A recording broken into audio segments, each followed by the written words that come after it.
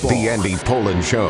We got to go after this with everything we got, figuring they're going to come with everything they got. I'll start off by saying I'm bored, I'm broke, and I'm back. The Andy Pollin Show on ESPN 630 starts right now. Oh, we dream of being Bill Mazeroski to hit the game-winning home run in the 7th game of the World Series in 1960. We dream of being Kirk Gibson limping to the plate to hit the walk-off home run that sets the tone for the series for the Dodgers to upset the Oakland A's. We may be Chris Jenkins hitting a three-pointer at the buzzer to give Villanova the title. But the reality of life is, in the big moments, we're much more likely to be like Emmanuel Sharp was last night for Houston, as they had the national championship on their racket and they coughed it up. Wow. And that's really what makes this tournament what it is. There are more failures for us in the big moments than the successes. Sometimes we knock it out of the park, but reality is, most of us, as the old Thoreau quote goes, we lead lives of quiet desperation, and such desperation for the University of Houston, and in particular, Emmanuel Sharp, who last night had the opportunity to do for his team what they had done throughout the season and throughout the tournament, coming up with the big play at the end to win the game and to win the national championship. And he failed to get it done. And in the last minute and a half of the game, Houston could not get off a shot. And it came down to this, a very, very winnable or tieable situation for Houston last night. They're down by 2. They got the ball with 19 seconds to go. You got plenty of time to set up, anyway, a great shot, whether it's a two-pointer to tie the game and send it into overtime, or a three-pointer to win it. And the defense that Florida had throughout the game, and for that matter, Houston's defense was tremendous as well. But at the end, Florida's defense was swarming, and it forced a veteran star player into one of the all-time gaffes in the history of this tournament, and for that matter, in the crunch time moment in the history of sports. Uzan gonna go. Uzan, give it up. Cryer, 6 seconds, 5 seconds, Sharp. He walked. He can't touch it. He can't. 1 second. And it's over. Florida is back on top of the college basketball world. Championship madness. It's a great day to be a Gator. Yes, they were down for 12 points in this game. And they did not take the lead until there were 46 seconds left to go in the game. Less than a minute of the game. They had a lead very early, gave that up. Houston seemed to be in control of the game. But in the end, Florida had what it took, particularly defensively. And what happened there at the end is just something that is going to obviously haunt Emmanuel Sharp for the rest of his life. You have plenty of time to either kick the ball out, or you're going up for a shot, which he did, and he sees Walter Clayton coming at him, but at that point there's no return. It's like when you jump off a cliff, you can't jump back on to the side. You have to go. And he went up for the shot, and he saw Clayton coming at him, and instead of either taking the shot, hoping that it goes in, or possibly hoping that a foul is called, he comes down, and he knows he can't come down with the ball. So he lets the ball bounce in front of him, hoping that one of his teammates is going to pick it up and somehow fire it to the basket. There's even enough time, if the shot is missed, somebody can tip it in. But no, they all stand around paralyzed, and Florida takes over the ball, and they win the game. I mean, here's Kelvin Sampson. He's 69 years old. This is his moment. This is the time when, after all these years of coaching and going from one stop to another, that he's finally going to have his national championship.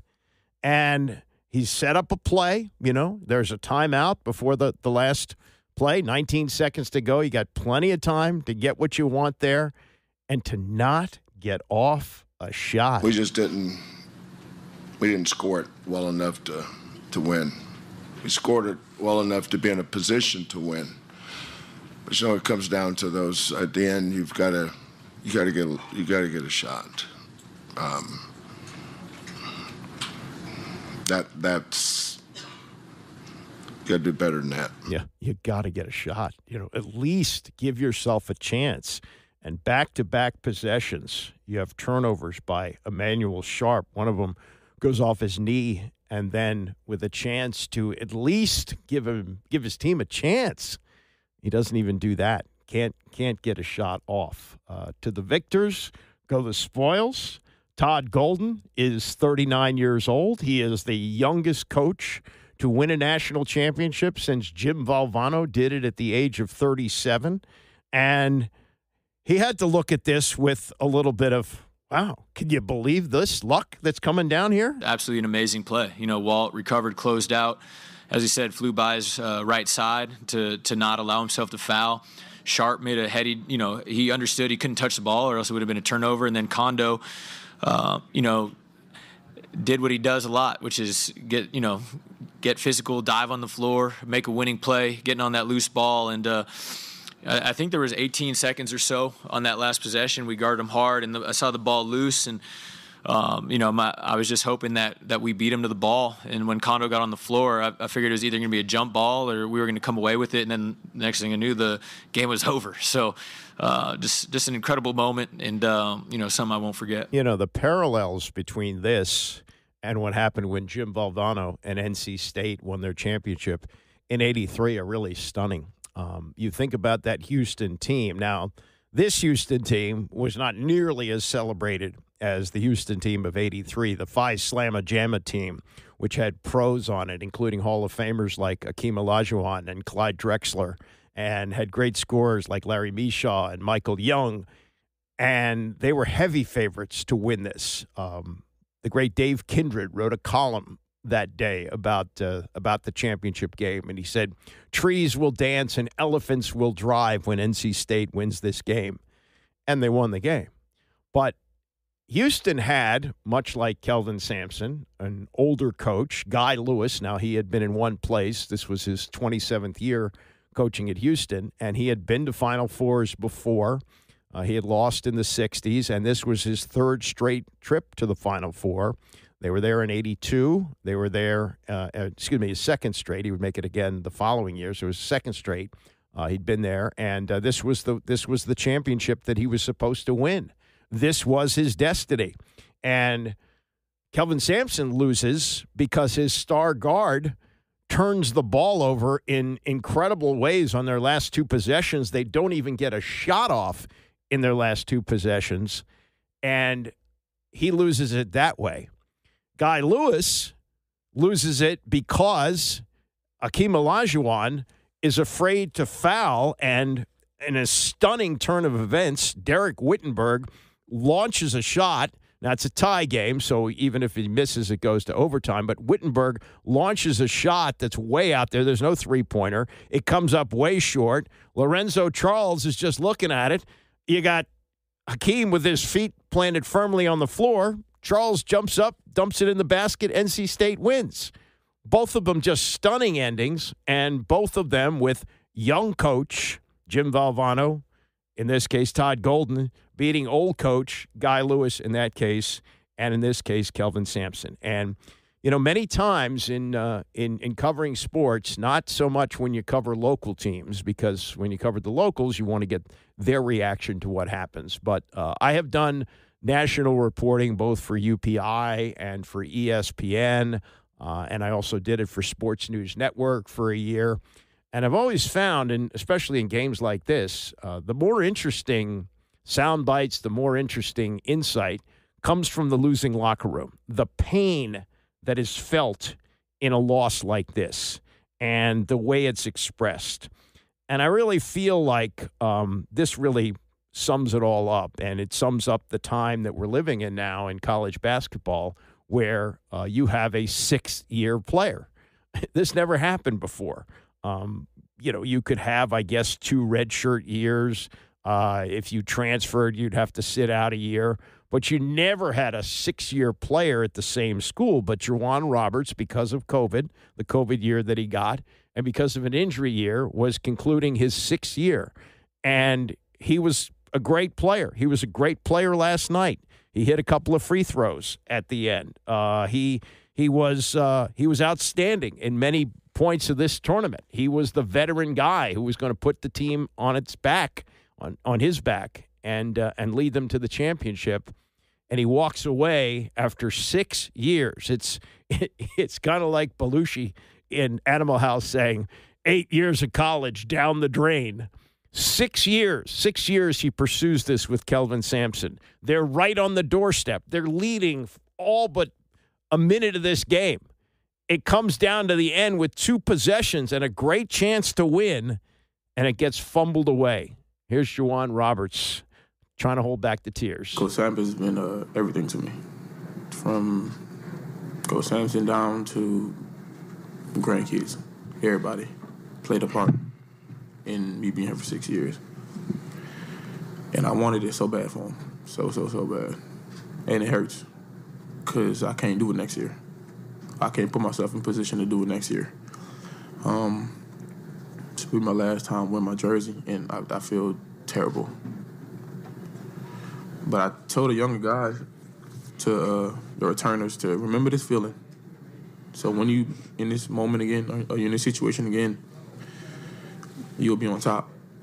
And I feel like everything you go through in life is a lesson. And I'm glad I could play with LJ. I'm glad I played with all those guys. But Coach Sampson, the role that he played in my life, I can't even put into words. LJ Cryer was the leading scorer for Houston, only one in double figures on, it was a great defensive game. It really was. The shooting percentages are ugly. Houston shot 35%, 24 of 69 from the field. Florida only 37% in the win, 21 of 53. From 3, both teams were bad. Florida 6 for 24, Houston 6 for 25. Houston hit the free throws. I think they missed 5, and Florida missed 4. That wasn't the problem. It was just a really great defensive game that comes down to one play and absolute heartbreak for Houston. At some point, I would imagine that we'll hear from Emmanuel Sharp, but according to reporters who were in the locker room, that his teammate Milos Uzan escorted him away from the media, wouldn't allow the media to get to him, but he was overheard, Sharp was overheard saying, "That's me, bro," and then screamed an expletive accentuating the consonants as it was described. His teammate Joseph Tugler said, "That broke everybody's heart." So this is what really draws us to this. It's one and done. It's not the best of 7. And unlike the NFL, where, yeah, sure, you're going to have mistakes that are made in Super Bowls, and sometimes they're devastating mistakes that cost you a game. But these are still kids. These are still college kids, and college kids screw up, and they make mistakes in the big moments. And that's what it came down to at the end for Houston, though you got to give Florida a hell of a lot of credit for what they did throughout the tournament, coming from behind in all these games and staying tougher at the end and staying tougher against not just a veteran team in Houston, but a team that stayed together. These were not transfer guys. I mean, Florida had plenty of those. No, this was pretty much the old school way that they came and they stayed. Yeah, they were getting money from NIL, but there was some loyalty here, and there was loyalty to Kelvin Sampson, and they wanted to do it together as a program, and they come up short. Analysis afterwards, Seth Greenberg, Jay Williams, and Reese Davis on ESPN on what happened in this one. This was a typical game Florida played in the NCAA tournament. It was not reflective of how they played in the SEC tournament, but in the NCAA tournament, they got behind in the first half and had to find a way, different ways, to come back and win games. This time, they got back in the game by getting stops the last 4 minutes, by going inside when they couldn't make a 3, and a lot of that had to do with JoJo Tugler, him getting in foul trouble, and they had the ability to get to the rim. An incredible competitive game.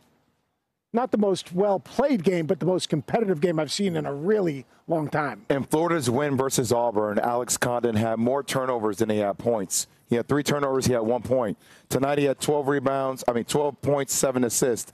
Most of his points came from passes from Walter Clayton Jr., who had 7 assists in this ball game. And that's what you have to do. That's what Florida did. They toughed out this game. Will Richards scored 12 points in the first half, single-handedly kept them in the game the first half for striking distance, and then you saw Walter Clayton Jr. come somewhat alive. I mean, Seth, he didn't make his first bucket until 32 minutes into the game. First field goal, 32 minutes into the game. What did Florida do, guys, down the stretch? Because we saw that Duke sort of imploded against Houston, and the inverse was true in this game. I think Houston didn't have a shot attempt in the last minute 25 and turned it over 4 times in that span. It was exactly what they did to Duke. They were up on all those ball screens. They pushed every time someone came off a ball screen, especially Cryer, they pushed him out. Instead of flattening out and hedging, they stepped up and pushed him out a step. They contested shots. They came back and got rebounds, and they got to the foul line. I mean, you think about this, 2 things. 16 points in the paint in the second half compared to 12 in the first half, and they got to the foul line. They won the free throw shooting contest. 21 times they got to the line.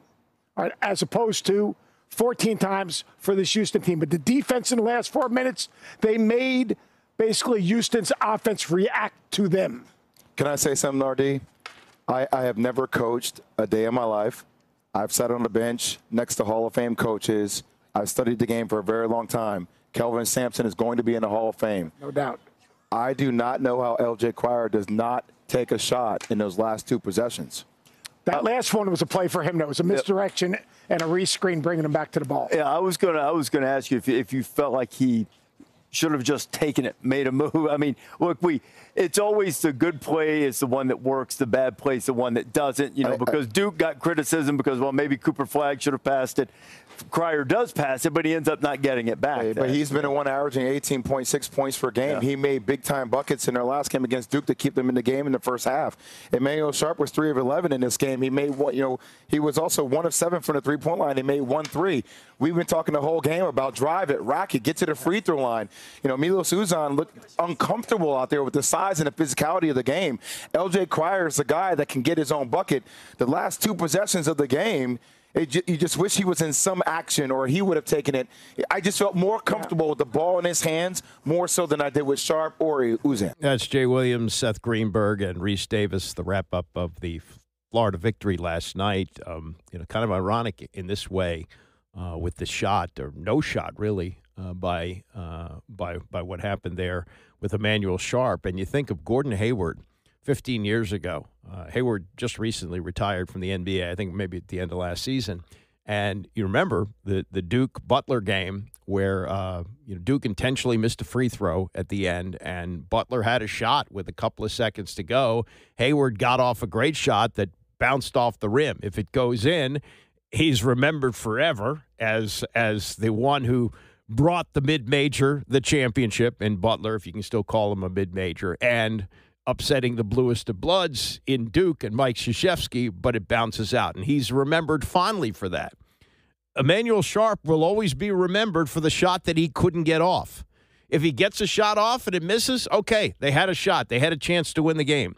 But by what happened there at the end, by going up for a shot and deciding in midair not to take it and coming down, at least knowing that he couldn't come down with the ball, but watching the ball bounce helplessly away with nothing he could do about it, it is something that I'm sure will haunt him forever. But a tremendous tournament. I mean, for whatever you want to say about all the chalk and 4 number ones in the final, we had some great basketball. And maybe that wasn't the most aesthetically pleasing game last night, but it was a great defensive game with an unbelievable ending. And think about this. In the 3 games in this Final Four, the combined total of victory was 11 points. That's 1 more than the fewest, which was 10 points in the 1982 Final Four, which Houston was also involved in, and that was the famous Freddie Brown pass that went the wrong way as Georgetown lost to North Carolina in that one. And, you just think about how things work these days and how guys transfer from school to school, and you don't really get to know these teams, but in a short period of time, you get to know them over the course of the tournament, and at the end of it, you go, oh, man, look at that. look at that. Look at how that ended for Houston, and look at how it ended for Florida, a team that would not give up. And, one of the things we heard about them coming in is, I forget who called them that, Noah's Ark. They have 2 of everything. And ultimately, probably their depth made a big difference. Bench scoring was about the same for both teams, but it looked like Florida was fresher, and Houston, because of foul trouble also, and weird the way this game was called. Only 4 total fouls in the first half, 23 in the second half, and the style of play didn't change that much. I don't know if the refs got together at the half and said, we're calling this too loose, but foul trouble ultimately hurt Houston in the end, and at the end, when they needed to at least try the big shot, they never got a chance to do it. We'll get more into this later on, but coming up, Geno Auriemma was on the Dan Patrick Show yesterday, and these are 2 guys who are kind of in my age group here. They're thinking kind of the same thing I'm thinking, and so some interesting thoughts from both Dan Patrick and Geno Auriemma about this being that time of life where they've both accomplished an incredible amount and thinking about the end. We'll get to that more as we continue. It's the Andy Pollin Show, ESPN 630. The Andy Pollin Show on ESPN 630, the sports capital. We'll spend some more time in the next hour on Florida's national championship win last night. But if you listen to this show more than, once in a while, you know that I play parts of interviews from the Dan Patrick Show almost every day, and several reasons for it. Number one, I can't talk by myself for 2 hours. I need to supplement in a little bit of extra things. And number two, Dan's top booker is Todd Fritz. He's the best in the business. Todd gets the best guests. And most importantly, Dan Patrick is the best sports interviewer, with Bob Costas not really doing many of them these days, although Dan isn't far behind them. They're probably 1 and 1A in doing sports interviews. Dan asks great questions, and he asks them in the proper way.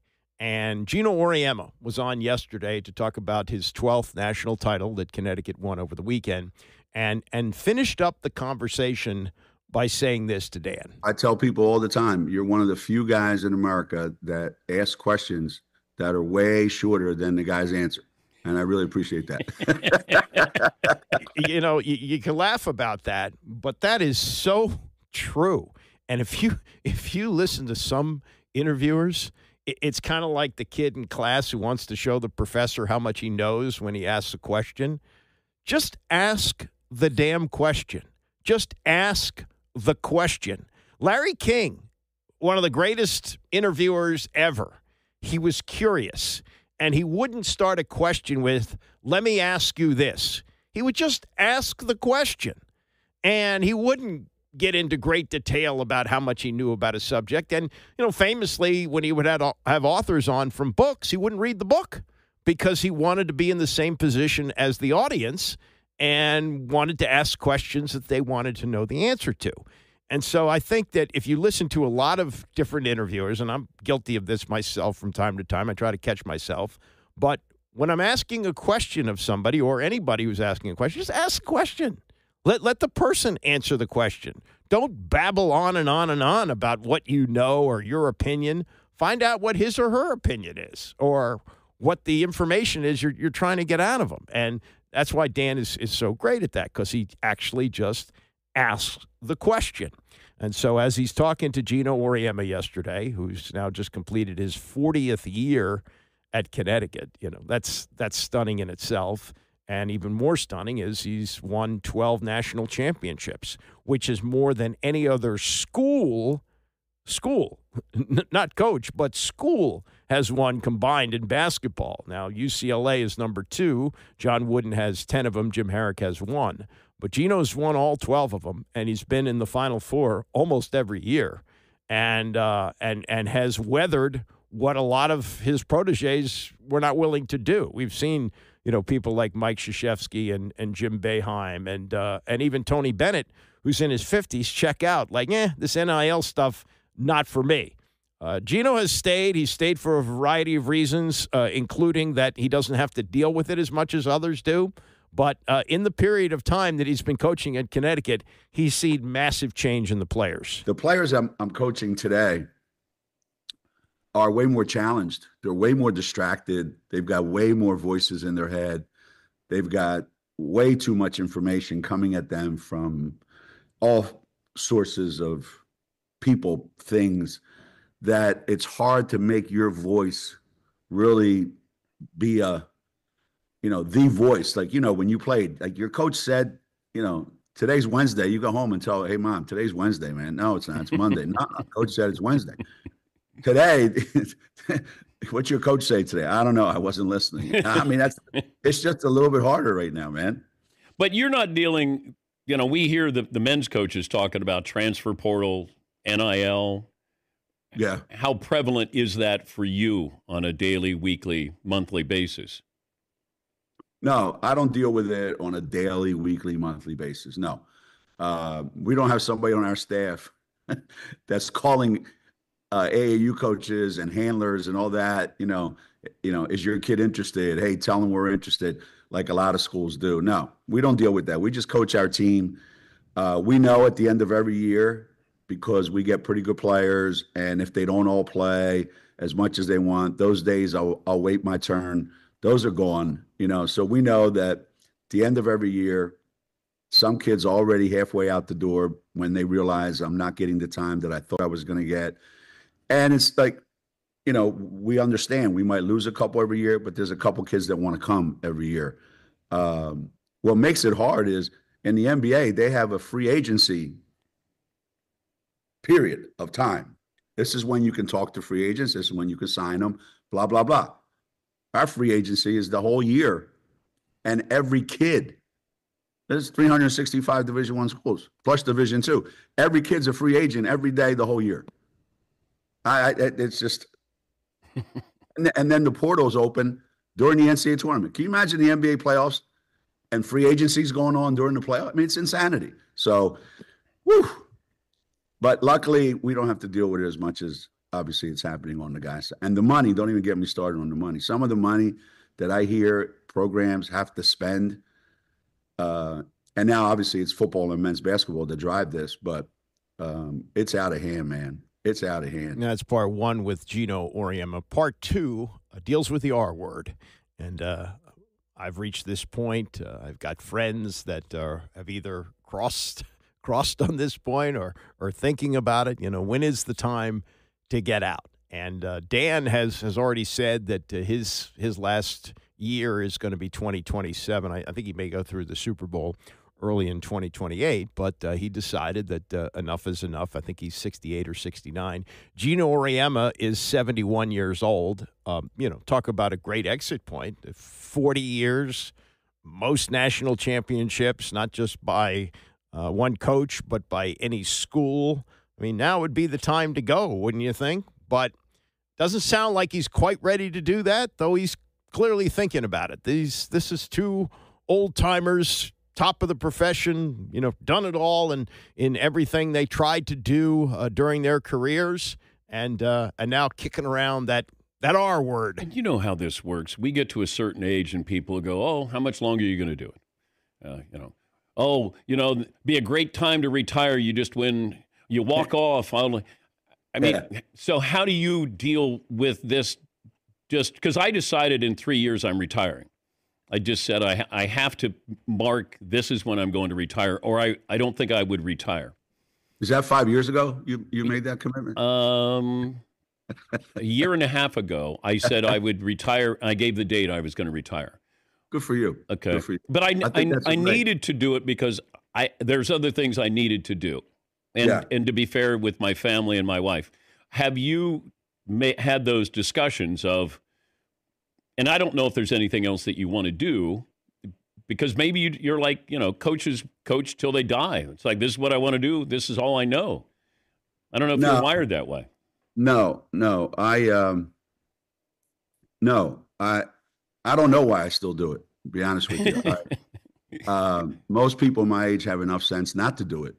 And I think one thing that helps me, Dan, like when I get back to school and whatever recruiting has to be done or whatever, I would say by the time May comes around, I don't give basketball a thought until next September. I just walk away. I'm done. And luckily I have a staff and I got a program that can do that. But I don't live it 24/7. I don't take it home with me like the way, a lot of these guys do that just wears on them day after day. Now, we have the privilege of doing that because of our success. I get it. If you're grinding it out, trying to make the NCAA tournament every year, keep your job. But I'm not in that situation. And if I was, I would have got out a long time ago. So, I'm able to put it away. And there's so many other things that I would love to do. When you retire, let me know, because I'll sit there and ask great questions like you do and make fun of people like you do. I would love to do that. However, I got an email today from a friend of mine, Tom Sherman. Played for Penn State, and he played for Joe Paterno. And he emailed me today, and he goes, "Hey, 40 years at UConn." He goes, "It's unbelievable." He goes, Joe Paterno was at Penn State 64 years, so you can still catch up. And I thought to myself, you got to be kidding me. 64 years. Yeah. So, no, it'll be sometime before that, trust me.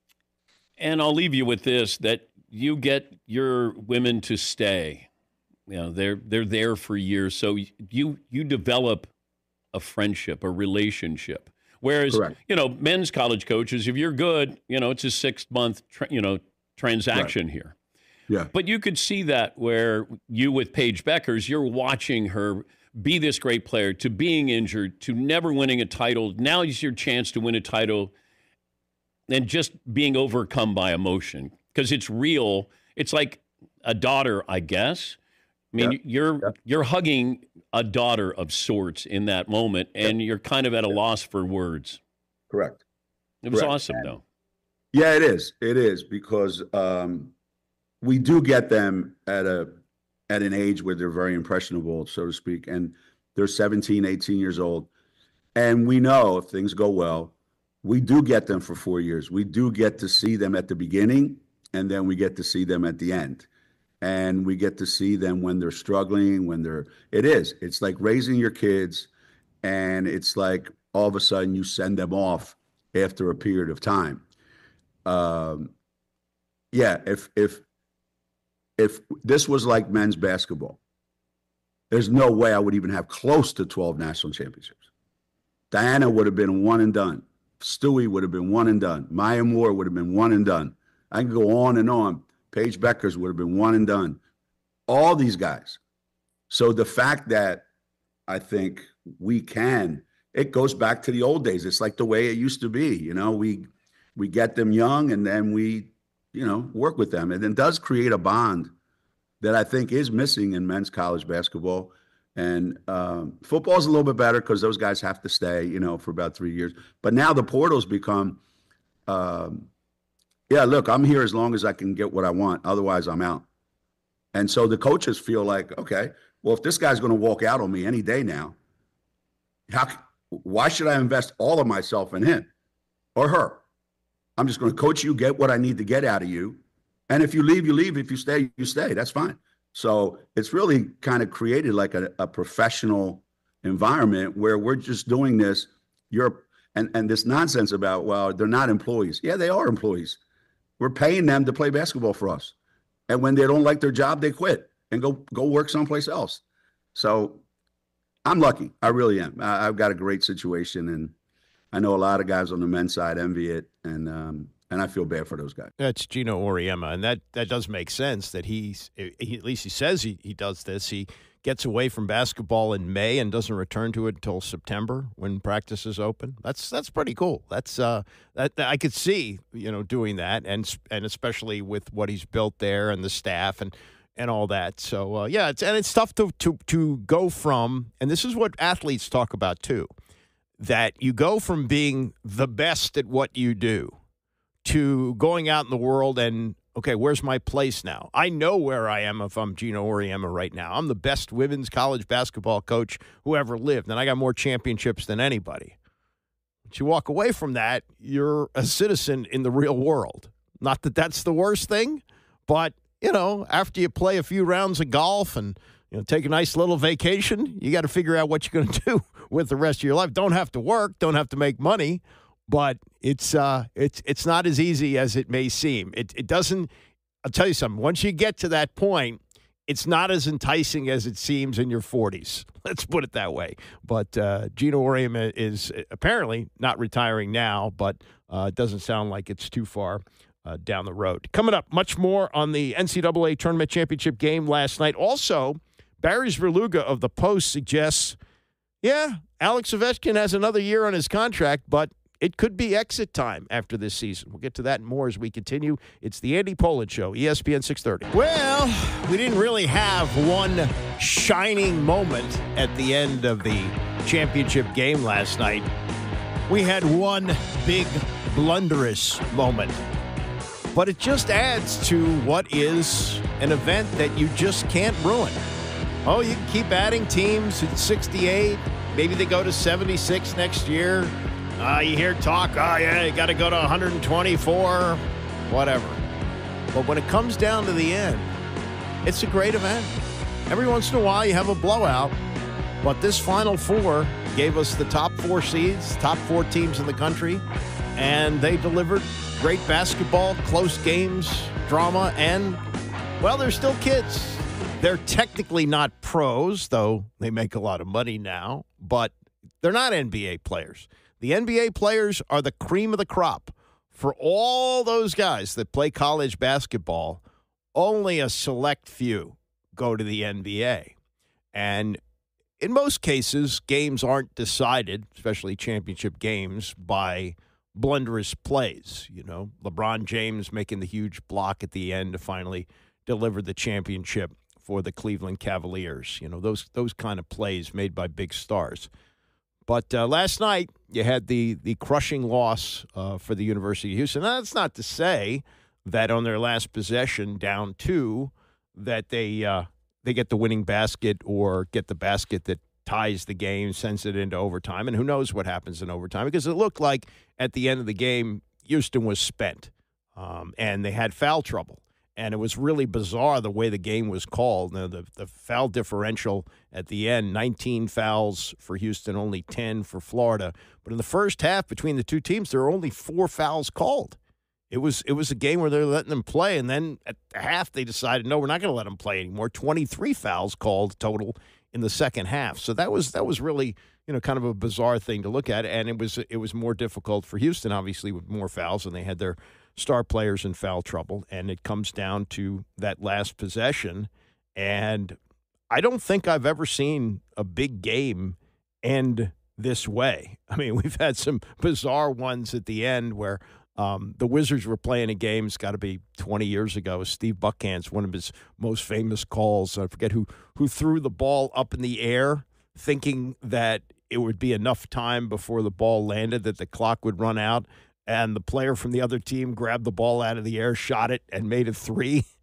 And either won the game or sent it into overtime. And you hear Buckhand say, "No, not possible." Yeah, this wasn't quite that, although I guess if you were a Houston fan, you might say, "No, not possible," with the ball in the hands of a star player at the end of the game, Emmanuel Sharp. That's a guy who's, you're not too disappointed. He's got the ball. He's got time on the clock. 6 seconds, and this happens. Uzan gonna go. Uzan, give it up. Crier, 6 seconds, 5 seconds. Sharp. He walked. He can't touch it. He can't. 1 second, and it's over. Florida is back on top of the college basketball world. Championship madness. It's a great day to be a Gator. But not a great day to be Emmanuel Sharp. Going up for the shot and then deciding in midair that he's not going to be able to get it off because here's Walter Clayton flying at him to block the shot. Now, at that point, you got to take your chances. If he blocks it, maybe he fouls you. Maybe the ref makes the call and you go to the free throw line with where he was on the court with a chance to win it with 3 free throws, or if you make 2 of them, you send it into overtime. But that never happened. And he came down without the ball, knowing he couldn't touch it. Nobody from his team had the presence of mind to pick it up, and Florida recovered, ran out the clock, won the game. So the shining moment goes to the Gators. The trophy presentation this year, handled by Ernie Johnson. Sometimes used to be Jim Nantz would do this. Maybe this is now in the contract how it works. I would have thought Ian Eagle would do it, but Ernie Johnson, who hosted all the pre and the post game stuff, handled the trophy presentation and talked to the winning coach Todd Golden, who becomes the youngest coach to win the championship since Jim Valvano did it at 37, Golden 39. This was your first chance. You're only 39 years old, too, okay? You're the youngest head coach since Jimmy Valvano to claim a national championship. What does that mean to you? I've just been incredibly blessed. I have an amazing staff. We clearly have the best team in America. And in 3 short years in Gainesville, we got the basketball program back where it belongs, which is raising trophies, playing in Final Fours, and competing for national championships. Just super fortunate to be with this group right here. Look, in this run, you knocked out the reigning 2-time champions. You knocked out 2 #1 seeds to stand here tonight. And you had to do it in come-from-behind fashion, too. Where does the belief come when you're down 12 in the second half and there's a struggle in the midst of this? Our perimeter, our senior leaders have been amazing all year. They've kept us poised. They've kept us centered, grounded. We've had to come back quite a bit this tournament, as you said. But these guys have been elite with their composure, and our young guys in the front court fight like hell for these seniors every day. They compete, and they find a way to win. They are winners. They continue to find a way to win. Hey, I know that like a lot of coaches, you have dreamt of this moment. My last question for you is, how do you like the view from up here? It's amazing. Thank you, Gator Nation. Thank you for coming and showing out for the Gators tonight. We love you guys. I'm glad we were able to make you proud tonight. Go Gators, baby! Can I get Walter Clayton Jr.? Walter, because the most outstanding player here in San Antonio, Walter Clayton Jr. Hey, man, Gator Nation, man, we appreciate y'all. All the hard work we put in together. You know what, that came to fruition, man. We done did it. So, man, shout out Gator Nation, man. Go Gators, the boys stay hot. Walter, how do you navigate a game like this? You're coming off back-to-back 30-point games. And then you don't get a bucket until 8 minutes to go in the game. How did you stay positive? How did you navigate this night? Man, we've been saying it all year, man. Our motto is, we all can go, man. We got a team full of guys that could go. It ain't just by me. We got multiple guys on this go that can go get a bucket and do anything. So my team held me down until I was able to put the ball in the basket. Shout out to them boys. Congratulations to you. Congratulations on that little daughter of yours, too, as well. I know this is going to be a great celebration for you tonight. Gator boys, stay hot, man.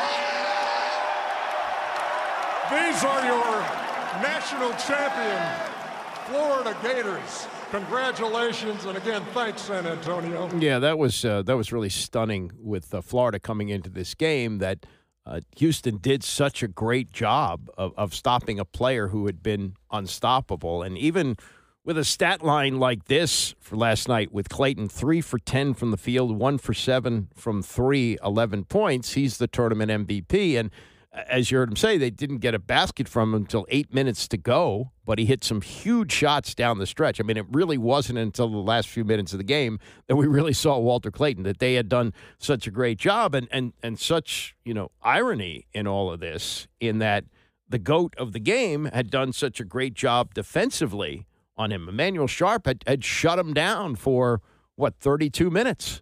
And then 8 minutes, he comes alive, hits some big shots, and really, I guess, makes the defensive play of the game, where he's coming at Sharp in midair, decides, I'm not going to shoot, I'm going to come down, but I can't come down with the ball, and the rest, as they say, is history. Also what you look at, too, from what Florida was able to do in this tournament, yeah, they have an easy first-round game against Norfolk State, but then they're playing the two-time defending champs, and UConn gave them a run. I mean, Florida had a decent lead at the end. UConn couldn't quite close the gap, but they won that game by only 2 points. Even the Maryland game, which they won by 16, they were only up 2 at the half. Then things start to get tougher. They get by Texas Tech, and now they're playing Auburn, and they were a similar type of game. They were behind most of this game. Auburn looked like the tougher team. They were the number one seed. And finally, they do what they need to do down the stretch. They win that game, and then you get to this championship game, and you saw what happened. They were behind for most of the game, all but didn't get the lead till 46 seconds left to go, and they wind up winning the championship. For Kelvin Sampson, has to be devastation. I mean, he kept this team together in some cases 6 years.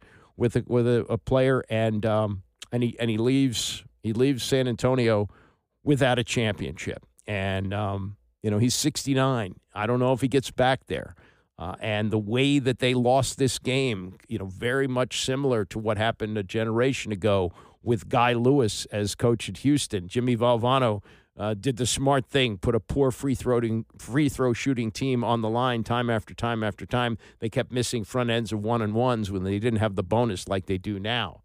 And they wound up losing, Houston did, on an incredible play. Derek Whittenberg throws up a shot that's way short, and Akeem Olajuwon, scared that he's going to get a foul, watches Lorenzo Charles go up and get the missed shot and dunk it in, and NC State wins. Jimmy Valvano, 37, beats 61-year-old Guy Lewis.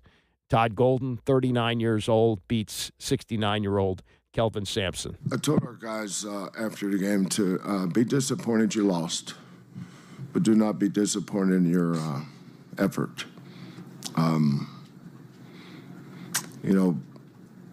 Defending Florida is difficult. They got a really, really good team. Coach Golden runs great schemes over there, but we guarded them. We held that team to 65 points. I thought if we held Duke to under 70, we'd have a good chance to win. And I felt like if we held Florida under 70, we'd have a good chance to win. Saturday, we found a way to win. Tonight, maybe not so much. But two great teams, two tough teams. We lost by 2 points. They made one more play than we did tonight. Yeah, one more play. And you think about Golden beating these two veteran coaches, and maybe there's something in this that both of them had problems and had been fired in the past, Auburn and Houston, and so now he's a national champion and has a team that proved to be in the crunch time in a variety of games, even going back to the SEC tournament, the tougher team at the end. Our guys have been really good all year, staying the course, and in this tournament. Especially after the first round, every team you play is going to be really, really, really good. And you have to have the mental toughness to be able to withstand a little adversity. We played an incredible UConn team that was used to winning in the second round. Had to get through that one. And obviously Texas Tech, great program. Had to find a way to come back and beat them. And obviously Auburn, the best team in America most of the year in the semifinals. So, there's going to be times of adversity trying to fight back in those games. Those are all great teams. Obviously, Houston, just a class act, amazing program, Hall of Fame head coach, super, super tough student athletes. And our guys knew that it wasn't going to be easy and didn't panic when it got tough. And as Will talked about, they did a great job of never getting too high, never getting too low.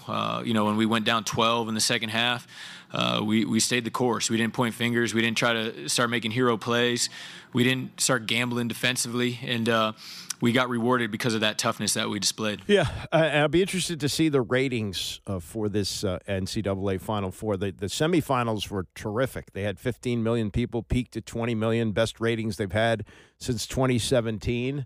And for all the carping about lack of Cinderellas in this tournament, we got some really good basketball, and that was a great basketball game last night. Yeah, ugly to watch at times. Shooting percentages were bad from three. They were, a combined 12 for 49. That's not good. Houston, in losing, shot 35%. They were 24 of 69. Florida, 21 of 53 for 37 percent shooting. That was ugly to watch, but the game was played at such an intensity, and it reminded me like Hagler Hearns of basketball. And if we have this every year, I'm not going to complain. You know, we've had some games that have been duds, and this was certainly not one of them. And you got to credit the fact that the committee got it right. It wasn't, I guess, that hard looking at the numbers, but to get the 4 top teams in the Final Four, you may have the nostalgia of the mid majors like George Mason and VCU, but okay.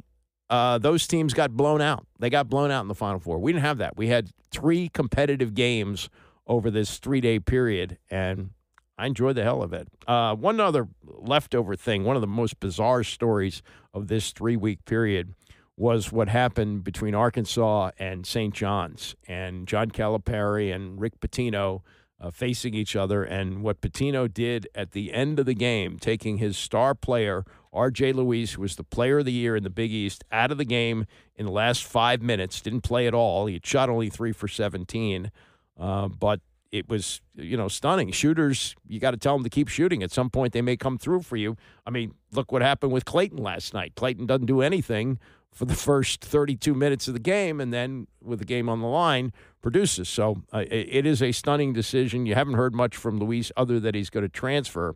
But he did say with Stephen A. Smith yesterday, he said, I know it wasn't my best performance, but I think Rick Pitino, could have done a better job of coaching me up. Just a better job of like that. It hurts. The way I played and the way I went out in the tournament, that will stay with me forever. I mean, that's my first time participating in March Madness, but it definitely hurt. One of those things you can only control. And Coach Rick Pitino made a decision which he thought was best for the team, and I have to respect that. So he handled it with class, but that will always be remembered as, what happened here. But most of what I read from the New York papers, though, they defended Pitino for doing that. But that will be a lingering story of this tournament. I picked St. John's to win it all. I'm among many who got it wrong. But that was one of the things that's left over here, and I guess as a Maryland fan, we'll always have Derek Queen, right? We'll have the shot from Derek Queen to get to the Sweet 16, though it ends with the cloud of what happened with Kevin Willard on his way out. Found this to be very interesting today. What Barry Svrluga writes about Alexander Ovechkin. Now, most of us have looked at what he's done this year. And marveled that at 39, he seems to be at the top of his game. The Caps are headed to the playoffs in a large part because of the goals that he scored, not just the record breaker that he had on Sunday, and they lost that game, but the fact that he's had 42 goals and has missed 16 games because of a broken leg. And if you stretch it out, the pace that he's on, if he played a full season, 82 games, he'd have 56 goals. That's more than he's had in like 15 years. That's a great year. But, there is reason that Barry will give, and I'll get to that, as to why this might be a time for him to exit. It doesn't seem like, wow, why would you leave when you're at the top of your game? It may depend on what happens in the playoffs this year, how far they get, but he makes the case why at 39 that this could be his last year with the Caps. So in the meantime, Tony and Mike had their first swing at this yesterday on PTI after watching what unfolded over the weekend, not just the breaking goal on Sunday on Long Island, but the tying goals that he had on Friday night against the Blackhawks, and count Tony among the stunned. I would call it stunning because, Mike, I never expected Wayne Gretzky to be caught and passed with that record. Never. I never expected that. And I certainly would never expect him to be caught by Alexander Ovechkin in the same number of games that it took Gretzky to get all those goals. Mike, I would have thought that whoever caught and passed him would need 100 to 200 more goals. Yeah. Wayne Gretzky. More games. Alex Ovechkin right now. Yeah, that's what I mean, more games. Alex Ovechkin right now has 42 goals. He's 4th in the NHL. He's 39 years old. He's got 42 goals. And he missed 16 games. Missed 16 games with a broken leg. Yeah. He missed it. And good for him, by the way, the other night, against Chicago. They said, do you want to go back in and try for an empty netter? And he said, no, I don't want any part of that. Very gracious. He wanted to score a legitimate goal, and he scored a legitimate goal. Very gracious. One of us had him scoring 2 goals against the Blackhawks. Exactly that number that night. Tony, he's been gracious through this whole thing. It was good that Gretzky was there, just like Gordie Howe, and you and I are old enough to remember, was there for Gretzky. And it was Gretzky's father who said to him, at some point, somebody's going to catch you, and I hope, and he's his son, that you're going to be this gracious. And Gretzky was all of that.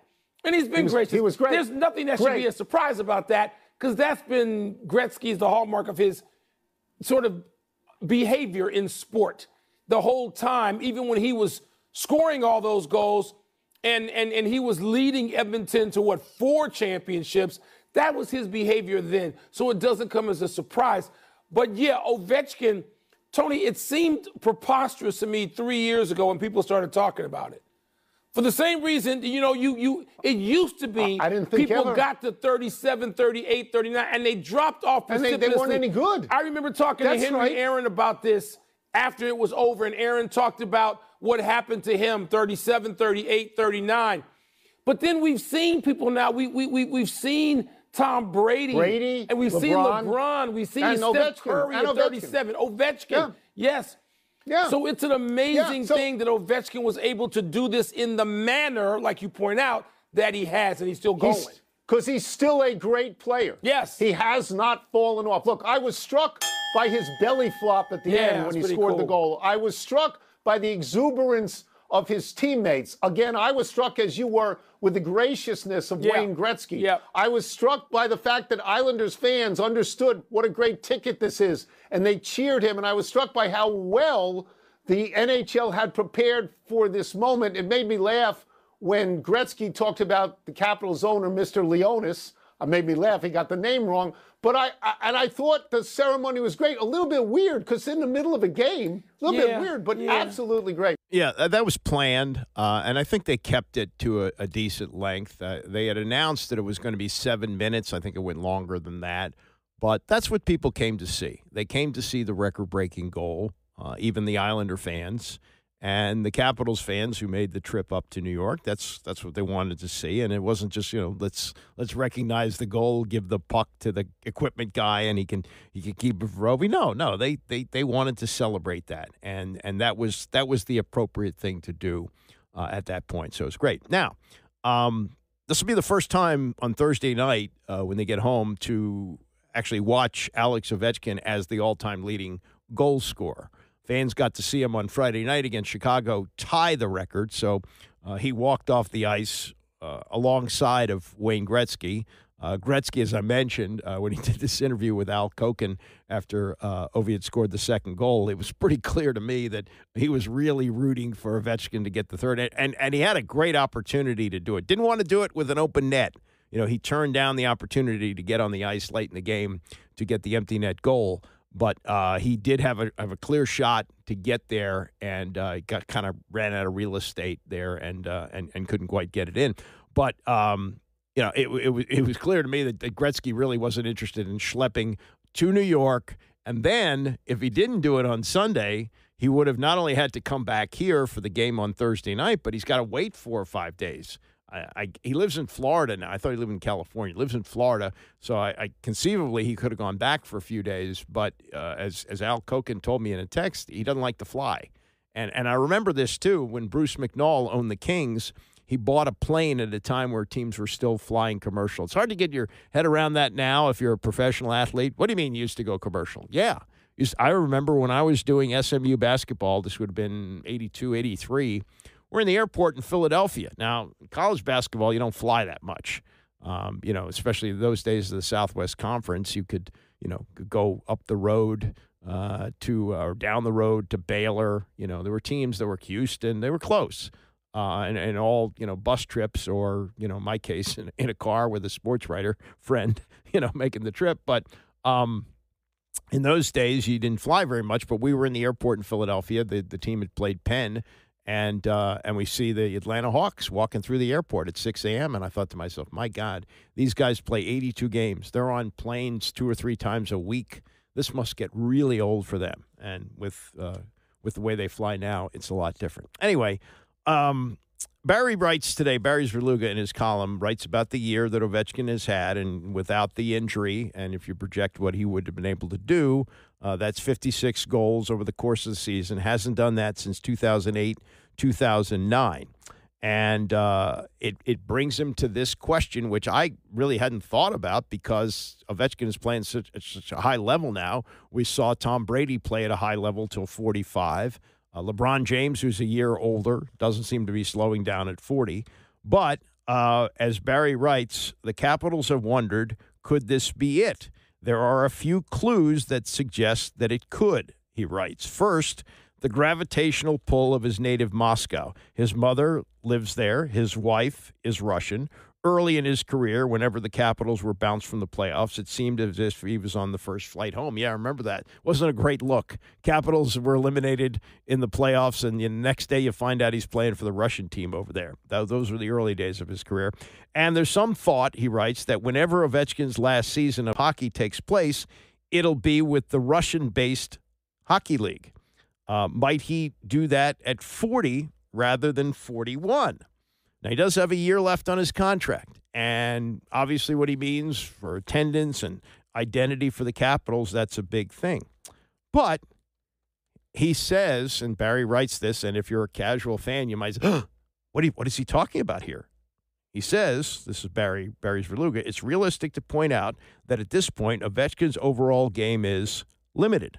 Over the course of his career, even when he was in his prime, Ovechkin often found people picking apart his game. He frequently didn't back-check with particular enthusiasm. He could be a defensive liability. His coaches, and there were many, knew it. I remember when Dale Hunter was the interim coach and didn't really use Ovechkin much in the playoffs because he didn't like the way he played defense. You know, Hunter was a tough-nosed defensive guy. And maybe the National Hockey League wasn't for him. He went back to coaching the juniors. But I remember that he and Ovechkin were not on the same page, particularly in the playoffs, what they did. And then he's got a quote from Bruce Boudreau. And famously, Ovechkin clashed with Bruce Boudreau.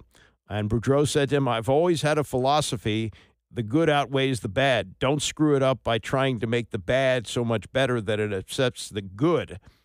He said this about Ovechkin during his career, and he says if he was going to get 3 goals a night or be on the ice for 3 or 4 goals that he allowed, 1 goal, it wasn't totally his fault. I'm saying the good outweighs the bad. Essentially saying he didn't play any defense, but I knew he could get 3 goals on any night. And given his standing in the organization, Ovechkin, when Boudreau took over, it's understandable that he had to yield to the star, and the star was ultimately the one that flushed Boudreau. If you remember that, there was a clash between the two of them, and Boudreau had to go. So there's that. More from Barry. He says, at this stage, it's no surprise that Ovechkin is logging a career-low 17 minutes, 47 seconds of ice time. But it's also telling how those minutes are distributed. No one in the NHL plays more than Ovechkin's 4 minutes and 10 seconds per night on the power play. That strategy has led to 13 power play goals for number 8. It also means that Ovechkin is double shifting when the Caps are a man up, staying on the ice as the other 4 skaters are replaced by fresher legs. So there's been an all-out assault on this record, which is understandable. It has not hurt the team. It's important to point out that they're going to have one of the top seeds, if not the top seed in the East when they finish with these last 5 games. But that's the way he's being used right now. And as Barry writes, he's hardly a liability, but he is limited. 20 years into his career, it's not all that surprising. It leaves Ovechkin with a career-low 13 minutes and 36 seconds of ice time per game at even strength. Ryan Leonard, 4 games into his NHL career, already averages more. So he's laid out a number of things here that could lead you to believe that even though Ovechkin is going to finish with at least 42 goals, maybe more, maybe get to 900 for his career in these last 5 games, and the Capitals are gliding into the playoffs, and maybe they even, go the distance. They're a potential team to win the Stanley Cup. That could be an exit for him, and that might be the perfect exit. Getting the record and winning the Cup. See you later. And as revered as he will be, whether he walks away this year or 5 years from now, athletes who go before they're playing your song, You know, how do we look at Jim Brown? Jim Brown left as the MVP of the NFL. He was 9 years into his career. He wasn't even 30 years old, and he said goodbye. Barry Sanders, 10 years into his career, could have probably played 5 more and would probably be the NFL's all-time leading rusher ahead of Emmitt Smith. Walked away, and there's honor in that.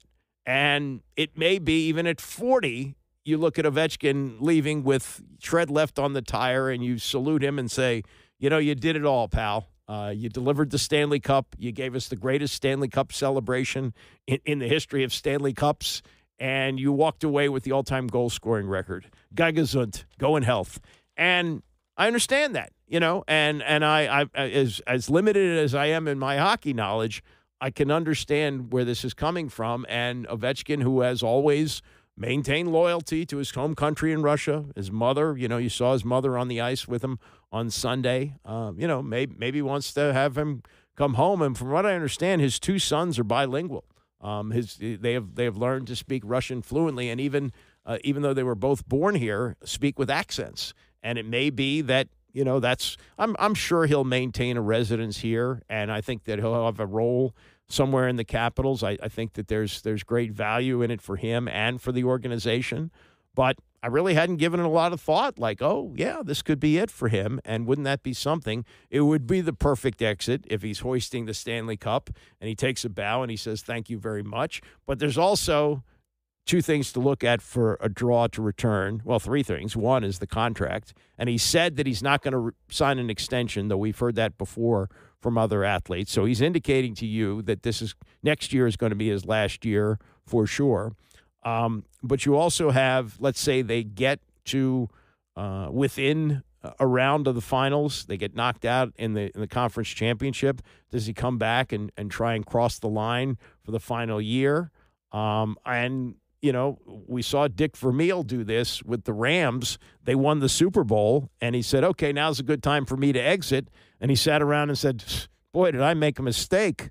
And he came back and he coached the Chiefs for a few years. So there's a lot to think about there. But Ovechkin exiting at this age, at this time, it might be the perfect time to go. And before you say, well, they can't afford to lose him, Barry lays out some things there that tell you, yeah, it's good to have him, and the good outweighs the bad, but there is some bad that you have to think about, and maybe at this point it's better for both sides to move on. All right, that's it for me. We've got coming up next, we got Bram, and I will see you back here tomorrow morning at 9 a.m.